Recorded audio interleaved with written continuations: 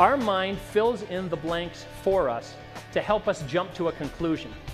And when it's correct, that's fantastic. We're ahead of the next guy. We get there a little bit faster. But if it comes to the wrong conclusion, and again, it's based on our perception, then it's done us a disservice. We get a memo that says the boss needs to meet you at 4:30. Some of us say, great, my chance to shine. I heard some chuckles. Most of you, right? Maybe that's what you think. But what else happens? Hey, the boss wants to see you at 4:30.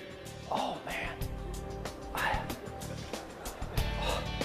My family, my job, right? But yet what happened? The reality is not different. It's not different at all. Our perception is what makes that reality real.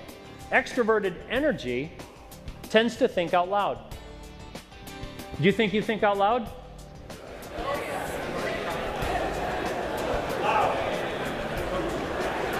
Yes, you do. Stop doing it. Let's have a big discussion about whether or not I think out loud. I think I do, I'm not sure. Do you think I think out loud? The whole thing is a game. But it's the game that we all operate in every day, and none of us acknowledge that it's happening. So again, what we're going to move to is a system to help you see that and help you acknowledge it and know what's happening. How many of you over there enjoy negotiations? Not many. How many over here enjoy negotiations? Do you start to get a feel for how we're different? In terms of self-awareness, it's just important to understand that this is a preferred energy that you use, and it's your preference, and as you relate to other people, they also have a preference. When it's the same, gift a gab, let it fly. Brainstorm like crazy. But when it's different, you're going to find conflicts in communication, and you may not understand that when they're quiet, they're doing their best work. And when you're loud, making noise, you're doing your best work, appreciating the gifts of your opposite energies. You really have to give some thought to that. Red energy, what does green bring to you? Yellow energy kind of defies the principle of logic and says, we'll find a way to bring them. But here's what happens, right? Who's got to pay the bills when you try and figure out how to do that? Oftentimes blue energy says, that's not in the budget. And you say, but we're not going to leave Joe back at home. And they say, but it's not in the budget. And then you two walk in and have a meeting. How many of you over there enjoy negotiations? Not many. How many over here enjoy negotiations? Do you start to get a feel for how we're different? But really, I mean, as much fun as we can have with it, I really want it to stick. Because I want you to work through the next 3-4 days thinking about it. And ideally, when you go back, I want you to think about the colleagues that you have, because if you start to use this with your colleagues, you'll start to use it with clients.